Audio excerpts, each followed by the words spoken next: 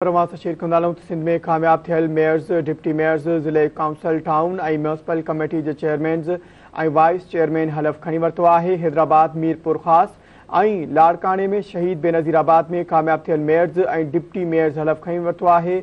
Municipal corporation town municipal corporation और municipal committees के कामयाब उम्मीदवारन हलफ खयो। खैरपुर उमरकोट मीरपुर खास पनवाकिल झुडो ढोरो नारो और बेन शहरन में कामयाब थियल उम्मीदवारन हलफ खयो है। केटी बंदर हिंगोरजा नवाबशाह मिठी डिगड़ी ठठो और बेन शहरन में कामयाब उम्मीदवारन हलफ खयो। खानपुर महर खानपुर सालेपट कुनरी भानसिदाबाद मेहड़ मीरपुर माथेलो में हलबरदारी तकरीब थी है। जेकबाबाद घोटकी और बेन शहरन में चेयरमैन और वाइस चेयरमैन के डिप्टी कमिश्नर हलफ खणायो।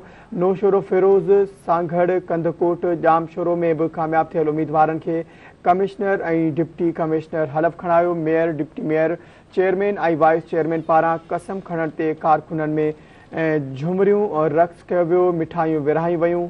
अहम खबर है एक बार बीहर नाज़रीन अवां सां शेयर कंदालूं। अहम खबर है एक बार बीहर शेयर कंदालूं। डिप्टी मेयर जे हलबरदारी तकरीबूं थियूं आहिनि।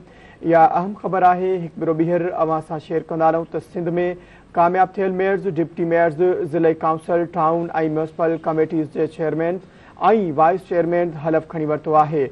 हैदराबाद मीरपुर खास और लाड़काने शहीद बेनज़ीराबाद में कामयाब थियल मेयर्स और डिप्टी मेयर हलफ खणी वरतो है। Municipal corporation town municipal corporation और म्यूनसिपल कमेटीज़ के कामयाब उम्मीदवारन हलफ खयो है। खैरपुर उमरकोट मीरपुर खास पनवाकिल झुडो ढोरो नारो और बेन शहरन में कामयाब थियल उम्मीदवारन हलफ खणी वरतो है। केटी बंदर हिंगोरजा नवाबशाह मिठी डिगड़ी ठठो और बेन शहरन में कामयाब उम्मीदवारन हलफ खयो। खानपुर महर सालेपट कुनरी भानसिदाबाद मेहड़ मीरपुर माथेलो और हलफ बरदारी तकरीबूं थियूं आहिनि।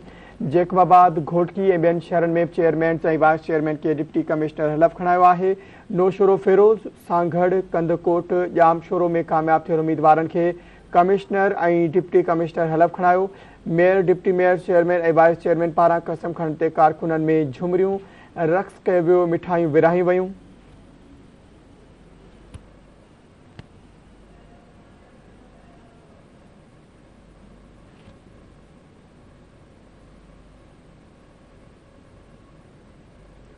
खबर के हवाले से नाज़रीन अवां के आगाह कराऊं या ब्रेकिंग न्यूज़ अवां से शेयर कंदालूं तो जेकबाबाद घोटकी और बेन शहरन में चेयरमैन और वाइस चेयरमैन के डिप्टी कमिश्नर हलफ खणायो है। खानपुर महर खानपुर सालेपट कुनरी भानसिदाबाद मेहड़ मीरपुर माथेलो और बेन शहरन में हलबरदारी तकरीबूं थियूं आहिनि। खबर अवां सां शेयर कंदालूं तो खैरपुर उमरकोट पनवाकिल झुडो ढोरो नारो और बेन शहर में कामयाब थियल उम्मीदवारन हलफ खणी वरतो है।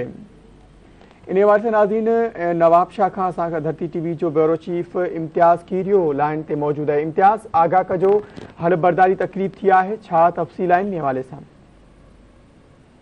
ॿुधाईंदा हलूं त नवाबशाह म्यूनसिपल कॉर्पोरेशन ऐं शहीद बेनज़ीराबाद ज़िले काउंसिल जा जेके आहिनि उहे हलफ वरिता विया आहिनि। डिप्टी कमिश्नर जे दरबार हाल में कमिश्नर शहीद बेनज़ीराबाद मोहम्मद अब्बास बलोच हलफ वरतो। तव्हांखे ॿुधाईंदा हलूं ज़िले काउंसिल जे लाइ चाचा अली अकबर जमाली ऐं वाइस चेयरमैन जेके आहिनि ज़िले काउंसिल जा इंजीनियर अब्दुल रसूल बिरोई खां हलफ वरितो वियो। जॾहिं त नवाबशाह म्यूनसिपल कॉर्पोरेशन जे मेयर काज़ी रशीद भट्टी ऐं डिप्टी मेयर मुबशर आराई खां हलफ वरितो वियो। जॾहिं त म्यूनसिपल कॉर्पोरेशन जा जेके ॿ टाउन आहिनि एच.एम. ख्वाजा टाउन कॉर्पोरेशन ऐं ओल्ड नवाबशाह टाउन कॉर्पोरेशन उनजे एच.एम. ख्वाजा जे सैयद आतिफ ज़ैदी जॾहिं त जेको वाइस चेयरमैन आहे शफ़ी रहमान जदून उन्हनि खां हलफ वरितो वियो। जॾहिं त ओल्ड नवाबशाह जे टाउन खां हयात काके पोटरो ऐं याकूब आराई खां हलफ वरितो वियो। तव्हांखे ॿुधाईंदा हलूं त हीअ जेकी हलफ बरदारी तकरीब थी डिप्टी कमिश्नर जे दरबार हाल में थी उन ते मौजूद नौजवान अॻुणो नौजवान आशिक़ हुसैन नौजवान पीपुल्स पार्टी अॻवान आशिक़ हुसैन ज़रदारी अॻुणो वज़ीर कानून ज़ियाल हुसन Lanjar MPA Ghulam Qadir Chandio MPA खानमोहन दाहिरी अॻुणो MPA Salim रज़ा जलबाणी इन खां अलावा डिप्टी कमिश्नर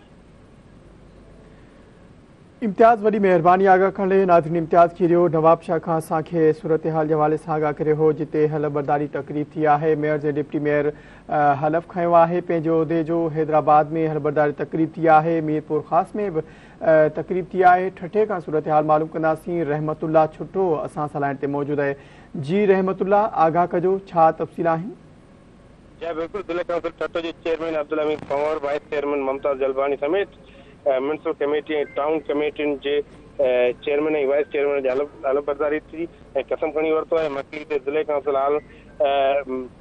काउंसिल हाल ॿाहिरां DC ठट्टो गुलाम फारूक सुमरो मुनक़द थियल हलफबरदारी खे जी वॾी तकरीब में खेनि टाउन कमेटी मकली जे चेयरमैन पीर ज़ैनुलाब्दीन शाह जिलानी ऐं मकली टाउन कमेटी म्यूनिसिपल कमेटी ठट्टो में अदा मोहम्मद महमूद समेत गाड़ो घोड़ाबारी के चेयरमैन ऐं वाइस चेयरमैन हलफ खणी वरितो आहे हलफबरदारी तकरीब में PP ठट्टे जो ज़िले सदर मावन ख़ास सादिक Ali Memon PP MP Haji Ali Hasan Zardari MP रियाज़ शाह शिराज़ी समेत PP जे ज़िले अॻवान इम्तियाज़ कुरैशी मोहम्मद आलम शाह वॾे रसूल जाफ़रो समेत ऐं ॿियनि पाकिस्तान पीपल्स पार्टी जे उहिदेदारनि कारकुन शिरकत कई जंहिंमें पाकिस्तान पीपल्स पार्टी जे जेके समूरा चूंडियल नुमाइंदा हुआ म्यूनिसिपल कमेटी जा उन्हनि हलफ खणी वरितो जी वॾी महिरबानी आगाह करण लाइ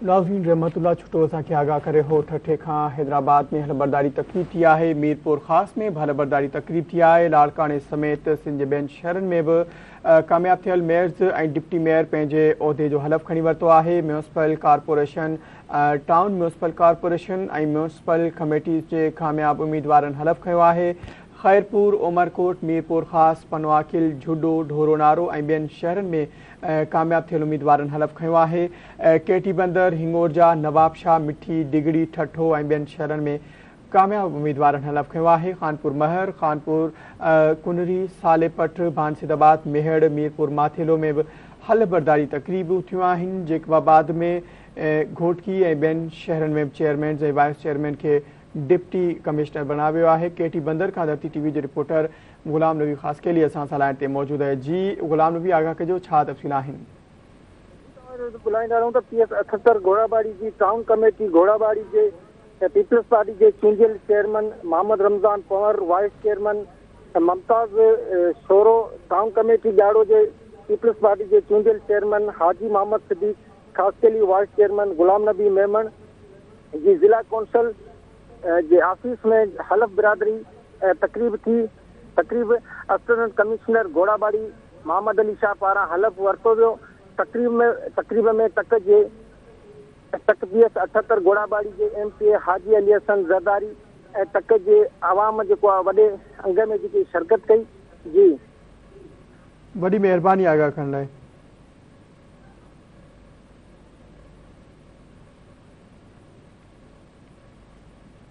ख़बर के हवाले से नाज़रीन अवांखे आगाह करे रहिया आहियूं सिंध में कामयाब थियल मेयर्स डिप्टी मेयर्स ज़िले काउंसिल टाउन ऐं म्यूनिसिपल कमेटीज़ जे चेयरमैन ऐं वाइस चेयरमैन पंहिंजे उहिदे जो हलफ खणी वरितो आहे हैदराबाद मीरपुर ख़ास ऐं लाड़काणे शहीद बेनज़ीराबाद में कामयाब थियल मेयर्स ऐं डिप्टी मेयर हलफ खयो आहे municipal corporation town municipal corporation ऐं म्यूनिसिपल कमेटीज़ जे कामयाब उम्मीदवारनि हलफ खयो आहे खैरपुर उमरकोट मीरपुर ख़ास पनवाकिल झुडो ढोरो नारो ऐं ॿियनि शहरनि में कामयाब थियल उम्मीदवारनि हलफ खयो आहे केटी बंदर हिंगोरजा नवाबशाह मिठी डिगड़ी ठठो ऐं ॿियनि शहरनि में कामयाब उम्मीदवारनि हलफ खयो खानपुर महर खानपुर सालेपट कुनरी बांसिदाबाद मेहड़ मीरपुर माथेलो में बि हलफबरदारी तकरीब थी आहे जेकबाबाद घोटकी ऐं ॿियनि शहरनि में चेयरमैन ऐं वाइस चेयरमैन खे डिप्टी कमिश्नर हलफ खणायो आहे नौशरो फेरोज़ सांगड़ कंदकोट ऐं ॿियनि शहरनि में हलफबरदारी तकरीबूं थियूं आहिनि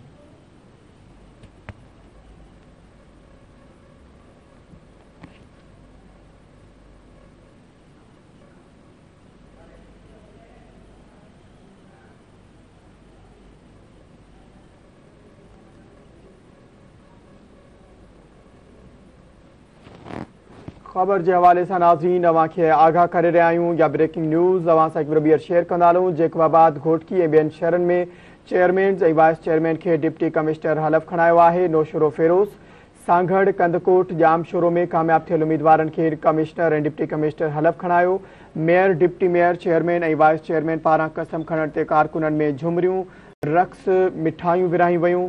अहम ख़बर आहे हिकु ॿीहर अवां सां शेयर कंदा हलूं। नाज़रीन, मुख़्तलिफ़ शहरनि में हलबरदारी तक़रीबूं थियूं आहिनि। खानपुर महर, सालेपट, कुंडली, भानसीदाबाद, मेहड़, मीरपुर माथेरो में बि हलबरदारी तक़रीब थी आहे। ब्रेकिंग न्यूज़ हिकु ॿीहर अवां सां शेयर कंदा हलूं। हैदराबाद, मीरपुर ख़ासि, लाड़काणू, शहीद बेनज़ीराबाद में कामयाब थियल मेयर्स ऐं डिप्टी मेयर्स हलफ़ खणी वरितो आहे। Municipal corporation, town municipal corporation ऐं म्यूनिसिपल कमेटीज़ जे कामयाब उम्मीदवारनि हलफ़ खंयो आहे। ख़ैरपुर, उमरकोट, मीरपुर ख़ासि, पनवाकिल, झुडो, ढोरो नारो ऐं ॿियनि शहरनि में कामयाब थियल उम्मीदवारनि हलफ़ खणी वरितो आहे। केटी बंदर, हिंगोरजा, नवाबशाह ऐं ॿियनि शहरनि में तक़रीबूं थियूं आहिनि।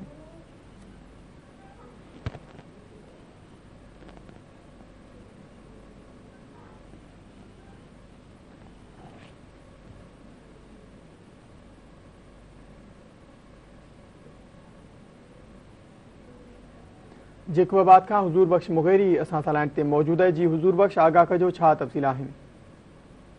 जेकाबाद में नई चूंडियल चेयरमैन ऐं वाइस चेयरमैन जे हलफ़ बरदारी तक़रीब डीसी ऑफिस जे हाल में थी गुज़री, जिते रिटर्निंग ऑफिसर डीसी जेकाबाद मोहम्मद यूसुफ शेख ऐं डिस्ट्रिक्ट काउंसिल जे चेयरमैन मीर ताहिर ख़ान कोसो ऐं वाइस चेयरमैन सरदार रिज़वान ख़ान उडे ऐं म्यूनिसिपल कमेटी जे चेयरमैन मीर ग़ुलाम अब्बास ऐं वाइस चेयरमैन आसिफ अबड़े खे पंहिंजे उहिदे जो हलफ़ खणाए तक़रीब में पीपल्स पार्टी जा अॻवान ऐं मीर ख़ालिद ख़ान जखराणी ऐं मीर फ़ाज़ ख़ान जखराणी ऐं चूंडियल नुमाइंदा ऐं सरकारी कमरा बि शरीक हुया। जी,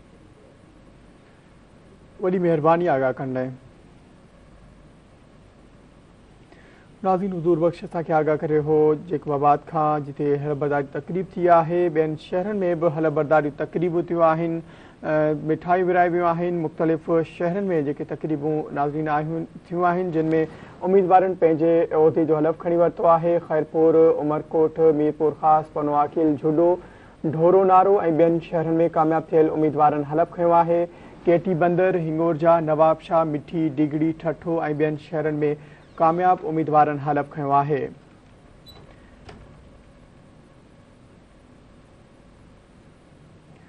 सिंध में कामयाब थियल मेयर्स, डिप्टी मेयर्स, ज़िले काउंसिल, टाउन ऐं म्यूनिसिपल कमेटी जे चेयरमैन ऐं वाइस चेयरमैन हलफ़ खणी वरितो आहे।